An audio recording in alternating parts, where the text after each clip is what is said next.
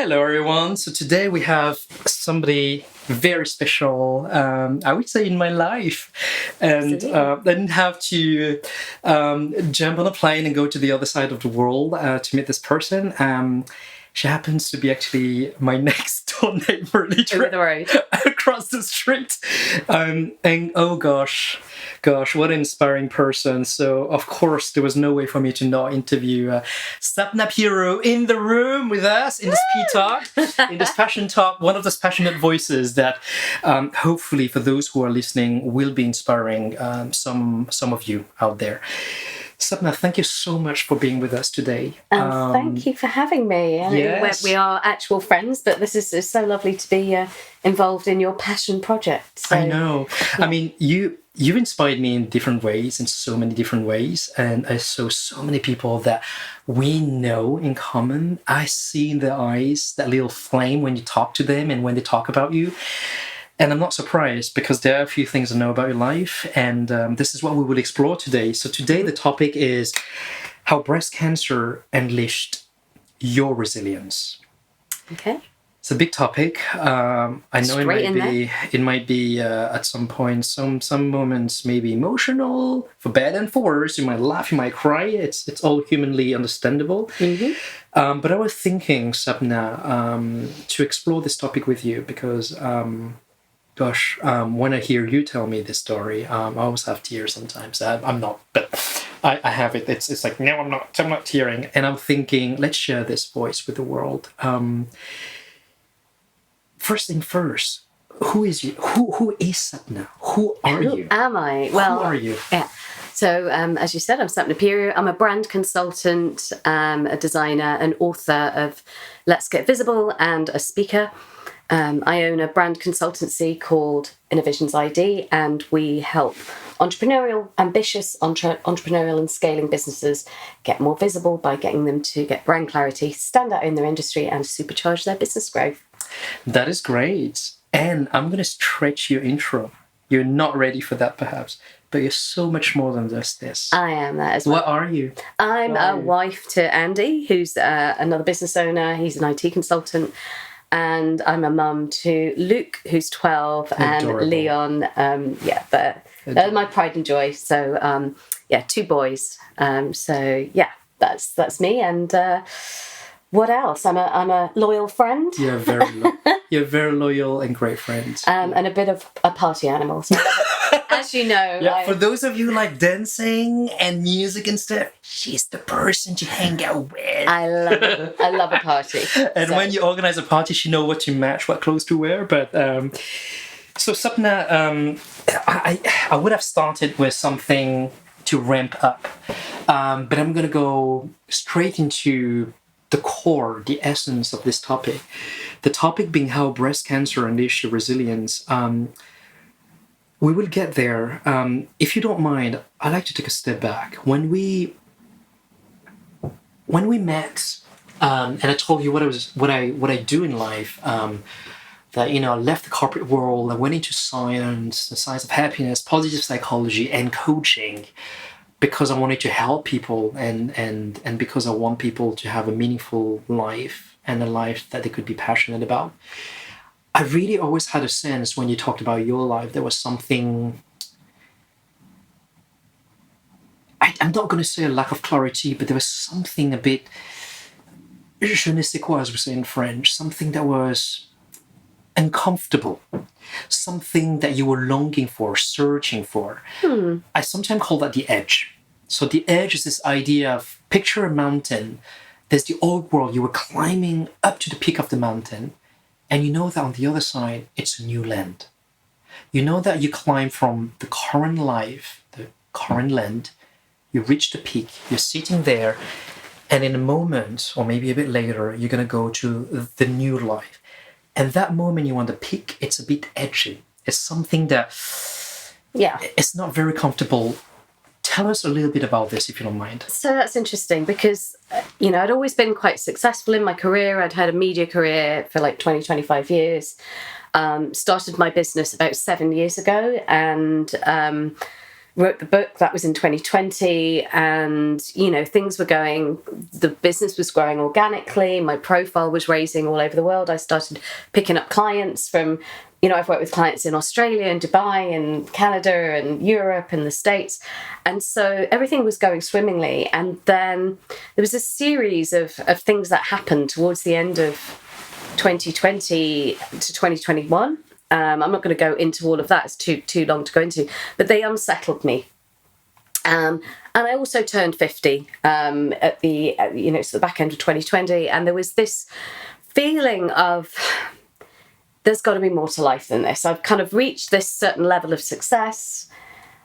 What next? What's the next thing? Is this it for the rest of my life? I stopped feeling as passionate about my business. I started to even think, do I do something else with my life?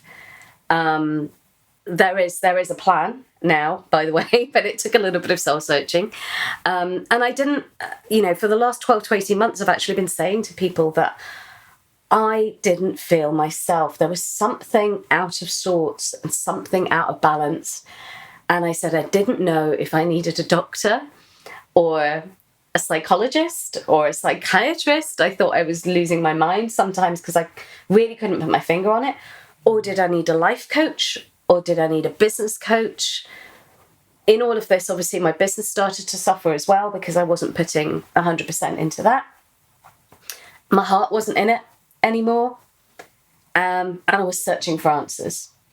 And that was a huge amount of exploratory time. I know the business was ticking over. But it just felt like there was something that, as I say, I didn't feel myself. I'm sensing the emotion coming up now.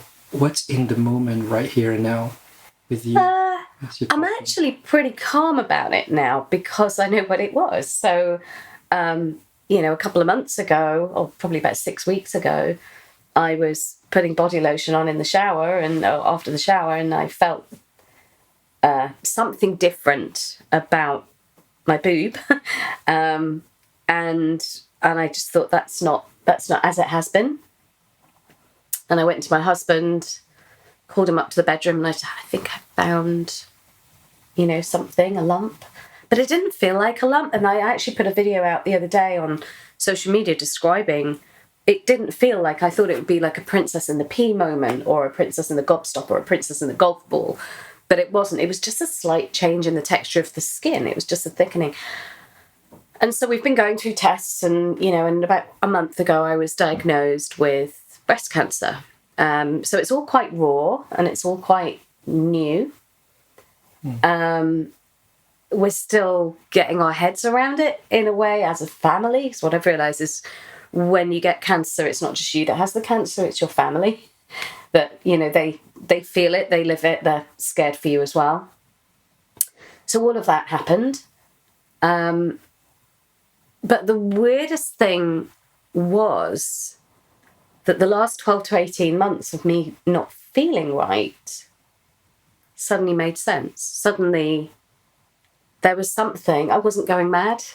My body had been trying to tell me something for that length of time. And I was thinking, is it a doctor I need? Is it this? Is it this? What I didn't think was I need an oncologist, because that's not the first thing you go to, right? So I feel weirdly more calm since the diagnosis because it's proof I wasn't going mad. It was like there was something wrong, and the world moves in mysterious ways. But they've been trying to tell me, and it's a slow-growing cancer. It's not aggressive. I should be okay with treatment. But it may have been around for like the last 12 to 18 months. We don't know. Something was going on and my body was trying to tell me. I have these two words that are emerging as you speak, from awareness to groundedness. Yes, absolutely. I'm sensing that tree rooted now, feeding from the awareness. Tell me more about this. I'm sensing this groundedness. And that's actually something that we did talk about the other day. I actually feel more grounded now than ever since knowing the diagnosis. And I'm still going, I have been going through tests. And each week they found a new thing and a new thing, and I was having to have biopsy after biopsy. So I've had like 4 lots of biopsies, and that is a little unsettling. But the groundedness that you talk about comes from feeling loved, obviously, feeling, you know, my husband stepped up, my boys have stepped up. Oh gosh. I've always felt loved, but how loved is just another level. They've become really protective of me. Friends have been sending me cards and buying me little presents. Like Soko got me a little turtle, and just expressing their love and their thoughts and how they feel about me. I almost said it's almost like a living obituary when you get cancer, because people suddenly tell you how much you mean to them. But it's been this outpouring of love, which has just made me feel, you know, sometimes you might feel that you don't belong somewhere, or you're not quite fitting in, or we all have these feelings, especially as teenagers, but sometimes you just think, oh, something's not sitting right, and everything seems to have sat right since the diagnosis, which is very strange to say, because I think for a lot of people with a cancer diagnosis, that's the thing that rocks their world, and it has rocked our world, by the way. But it's rocked our world, and we've realised we're actually pretty stable, we're steady. And I've been really counting my blessings. I've been counting my blessings that I'm not having to go through this alone. Some people find this out and they're on their own. They don't have a partner, they don't have children, they don't have friends, they don't have maybe even a roof over their head. You know, we've got the things that I'm grateful for are so many. It's the same that we did through lockdown. We had a little gratitude diary, and we filled it in every day with 3 things that we were grateful for. And it got very monotonous in lockdown because we couldn't do an awful lot, so it was the same things all the time. But it's this gratitude attitude that I think really helps as well. That, you know, my mum said to me, "Oh, darling, why did it have to happen to you?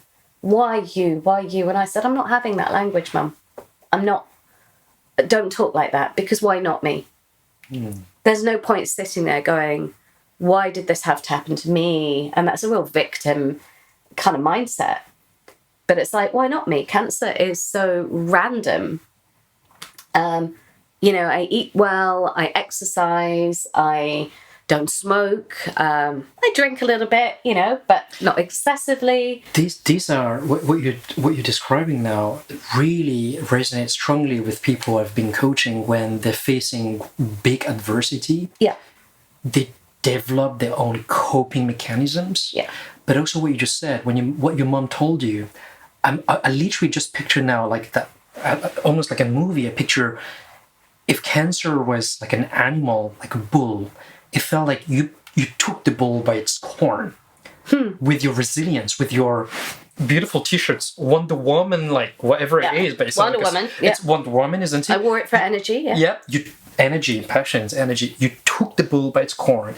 That really, really feels like a super resilient power. Resilience. Yeah, I mean, what I have said, you know, people have been amazed at how brave I'm being, and I don't feel brave, right? I'm terrified of what lies ahead. It's the unknown, right? It's the unknown. All we can work with is what we've got right now and the facts we've got right now, and I can have as much fun as I can have right now. I can make as much of a difference as I can right now. So very soon after finding out, just before I go into that, actually, the conversation I had with my mum was, you know, we are very lucky as a family. We have no family history of cancer. So we've got a big family. My dad's one of 10, my mum's one of 5. I've got a lot of uncles and aunties and cousins, and not one of them in our bloodline has had cancer. So that's incredible. And so I said, you know, we've had a good run, and we've had a good run as a small family. My dad just got to 80. My mum's about to turn 80 in November. We're not doing badly. We're not doing badly. So you have to put it into context. Yeah.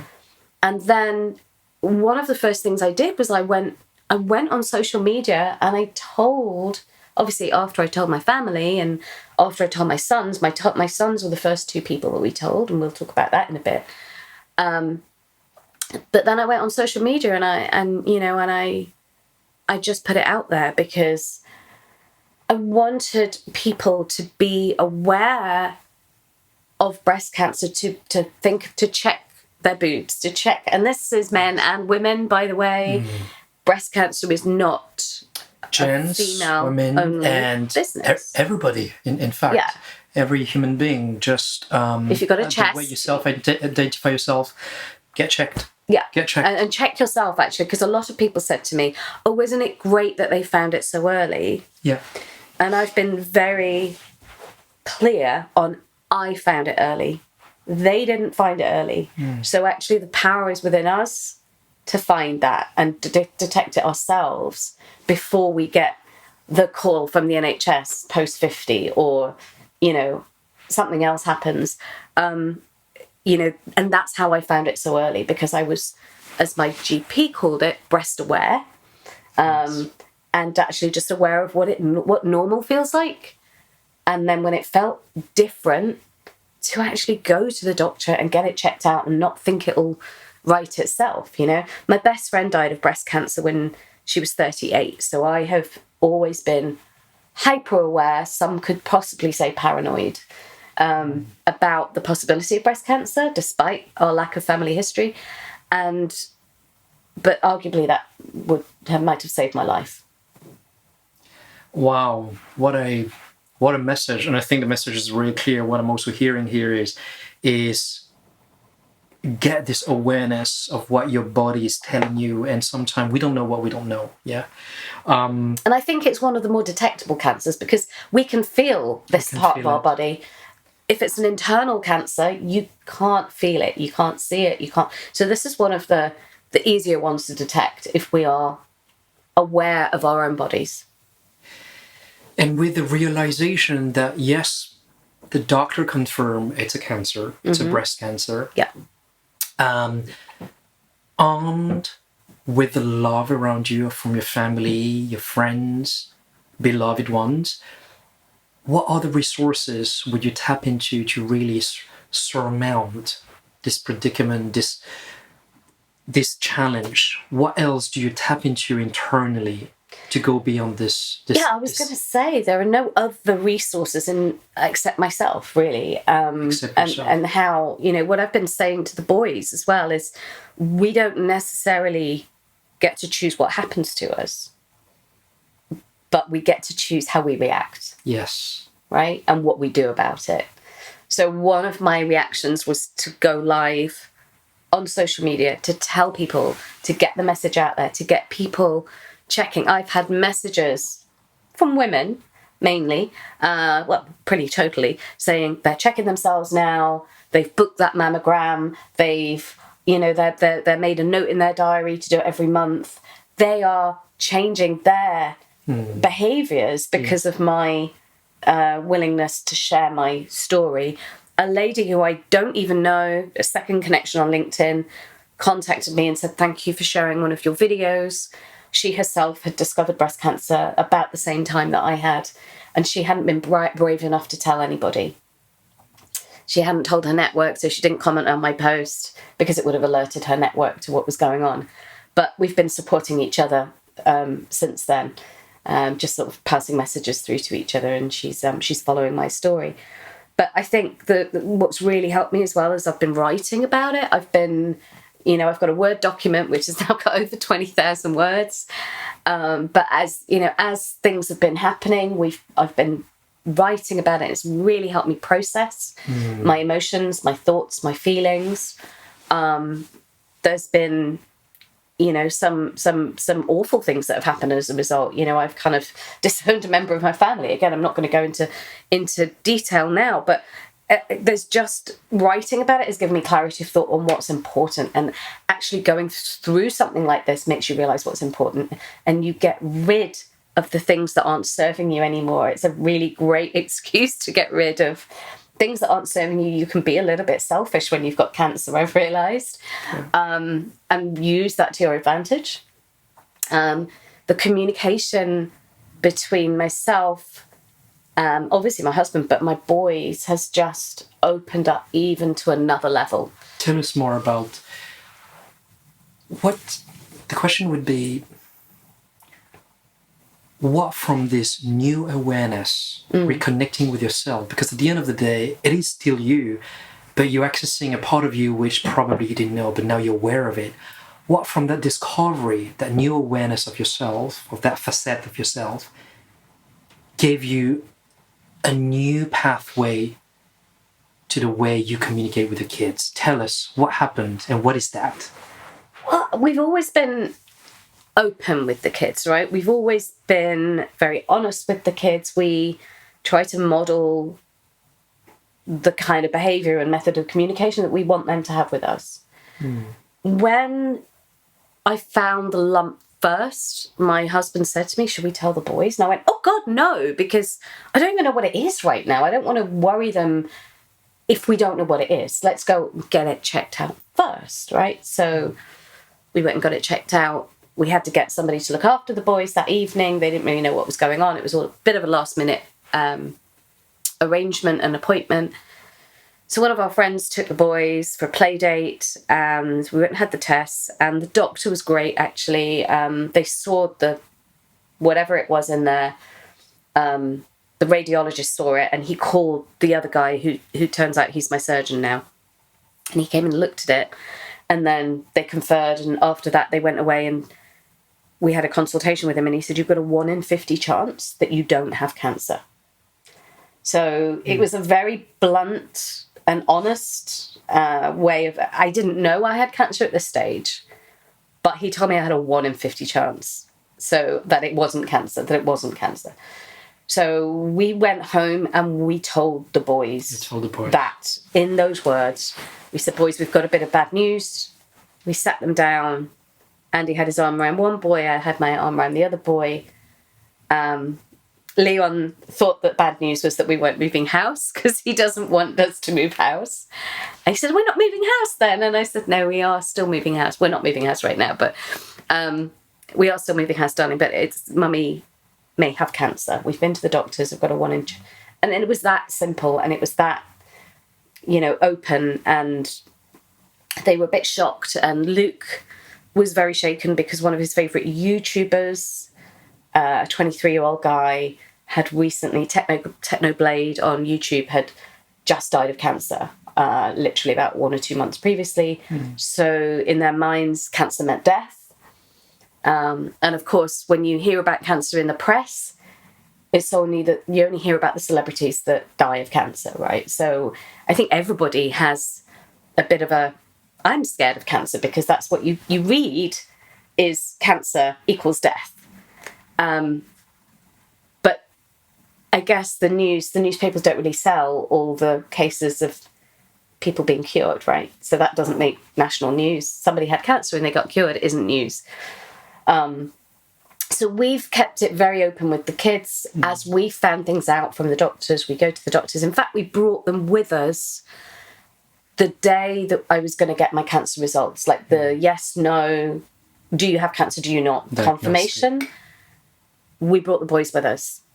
We were on my way up to my mum's anyway, so we packed our bags and we were going to go up, but we brought them in. We didn't bring them into the consultation room because I didn't know if he was going to say, you got cancer, you got 3 weeks to live, right? So I didn't know. I was crapping myself. But we had them sit in reception waiting for us, and Luke said that was the longest 45 minutes of his life. Bless him. But as we were walking in, a beautiful thing happened. I was scared. Andy was with Leon. Luke was lagging behind, and I stopped and held my hand out to hold Luke's hand. I said, will you come and hold Mummy's hand, please? So he stepped up and I whispered to him, Mummy's a bit scared, in his ear.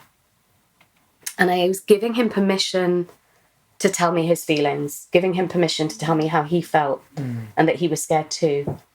And the most beautiful thing happened because he just said, Mummy, do you mind stopping walking for a minute so I can give you a hug? And I just thought, he's thinking of me and my feelings. He's not even thinking about his own feelings. Yes. What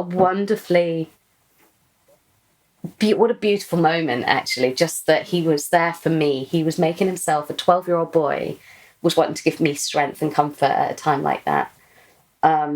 So it was just a really warm feeling, and he's been great. But I said to my husband, they've taken their resilience and they've taken their cues from us, from the way that we have behaved around it, and we've been, factual. And I spoke to a friend of mine who is an ally. Well, a couple of things happened. I know another mum who went through breast cancer. She didn't tell her children, and this was a year ago. And I remember saying to Andy, actually, I was like, oh my gosh, I mean, obviously everybody deals with their cancer in their own way. There's no right or wrong. But if something that big was happening to me, I felt I couldn't keep it from the children. And what if I lost my hair? And what if I lost my eyelashes and my eyebrows? They're going to notice what's going on. They'd probably Google it and find out worse. So that was just my personal choice. And we knew that we would do that. And then I had another friend who said, oh no, you shouldn't have told the kids. Let them be children, let them be kids. And so I started to think, did I do the wrong thing? Did I do the wrong thing? Then I asked the doctor about it, and he said, no, you did the right thing, because children's imaginations are often worse than the reality. So you did the right thing. And then I spoke to another friend who was an NLP coach, and he made a really valid point in that he said, you have shared the worst thing that's happened to you with them. Right. Oh, and the other thing that was, I'd said to Luke, should I have told you? Should I have told you? Because so-and-so says I shouldn't have told you. And he said, well, Mummy, if the worst had happened and we didn't know about it, we'd have been even more shocked that the worst would have happened. But he said, but even if the worst didn't happen, I'd have felt sad that you didn't trust us with that information. From a 12-year-old. Trust. And this NLP coach backed that up, and he said, you have shared your biggest, most difficult news with your children. You have mirrored the behaviour that they can share their most difficult news with you as they're growing up. That no matter how bad the news is, they can come to you and they can trust you. And I hadn't thought of it in that way, but I just thought that was a really powerful thing to think about. Yeah. So I think in keeping that open communication, we have grown as a family. We have got stronger. Our communications got more open than it ever has been before. And the boys know that they can talk to me about anything in the future. There's really something that certainly is emerging from everything you're saying. It's the word vulnerability. It really feels like, as a family, because of the trust that has been here, you've embraced vulnerability. Yeah. You gave yourself permission to embrace vulnerability. Yeah, I mean, we all. When I found I was going to have a mastectomy, I'm going to lose this boob. It's horrifying. It was terrifying. I've always been quite proud of my boobs. Can I say that? I've always been quite proud of my boobs. And to lose, it's a symbol of femininity as well, and the prospect of losing part of your body that resembles that represents your femininity, and possibly my hair as well. All of these things. It's scary. As a designer as well, aesthetics are important. So, what's my body going to look like afterwards? All of that. And so I was sad. I was upset, and I cried, and the boys cried with me, and we all hugged as a family, the four of us, and we all cried. And then the next day, Leon said to me, the next day we went to music festival, and Leon and I were walking through a field, and he said, Mummy, I've never seen you cry before. Which I'm not really a crier, but I cried that day, and it was good for the boys to see that these are real emotions, and you can share them with your family, and we can all be there for each other. There's a lot of authenticity. It's very authentic. It's very real. There's so much honesty as well. And I'm curious, in the midst of all of this disruption, it's been a change, disruptive change. And we know that any form of change triggers resistance. How does one hang on to keep a passion in life? One of the first things I said was that we got rid of things that weren't serving us. Yes. So whether that's people or letting go, chipping away. The house move actually was another thing that was a potentially stressful thing. And we decided that now wasn't the right time, because Andy just couldn't cope with looking after me, looking after the kids, looking after his business, and looking after the house move all by himself. And we looked at the situation and they said, well, something has to give, and it sure as hell ain't going to be you. So it was also me looking after him as well, even in my darkest hour, if you like. So yeah, looking after each other has been really important. What was the question? I've lost the... Well, in the midst of this disruption, how does one hang on to that passion? So we got rid of what wasn't serving us. We focused on what was serving us and what would give us strength. Yes. Yeah. What was meaningful. Yeah, what was meaningful. And actually a really interesting thing was that about 2 weeks before I was diagnosed, I'd started work with a business coach, thinking that that was the thing that I needed to work on. And then I said to her, do we carry on? Or do we pause while I go through this? And actually we actually made the decision that we were going to carry on, because the whole point of her coming into my business was to systemize it, so I didn't need to be front and center of my business, that I could step back and somebody else could pick up the reins maybe. And I was like, well, I'm going to need that, right? So let's continue. So it's almost put more of fire in my belly to build that legacy piece, to that other bit of my business that was going to be a training module because I've created this vision process which I use with clients for branding, and I've taught it to another designer, and I know it can be taught now, and it's revolutionized her practice. So now there's that legacy piece as I'm getting older that I want to be able to pass those skills and knowledge on. And it's put more of a fight. It always used to be, one day I'll do that, one day that's my bigger picture thing. And now it's like, if not now, when?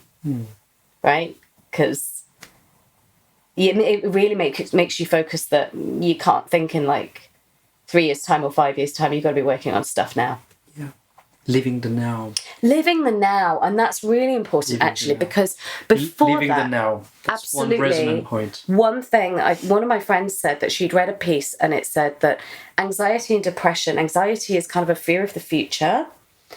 And depression is kind of a bit linked to the past, and stuff that happened in the past. And I said, wow, because I've been feeling the last 12 to 18 months, I had a mixture of anxiety and depression and living on the edge, as you say, or feeling on the edge and being on edge and not knowing what was wrong with me. And now I've got this cancer diagnosis. It's made me live in the present. I can't live too far in the future. I can't worry too much about the future. Yes. And certainly everything that's past is past, and I can't dwell on it anymore. So that anxiety and depression feeling has lifted. And people are saying I'm being really chipper about my cancer diagnosis. I'm being really, positive, and I'm being really brave, and they can't believe I've got such a sense of humour about it. Humour is another thing that's been carrying us through as well, and being able to laugh about stuff. But all of this other stuff has gone away, which actually I feel lighter. Yeah. Isn't that strange?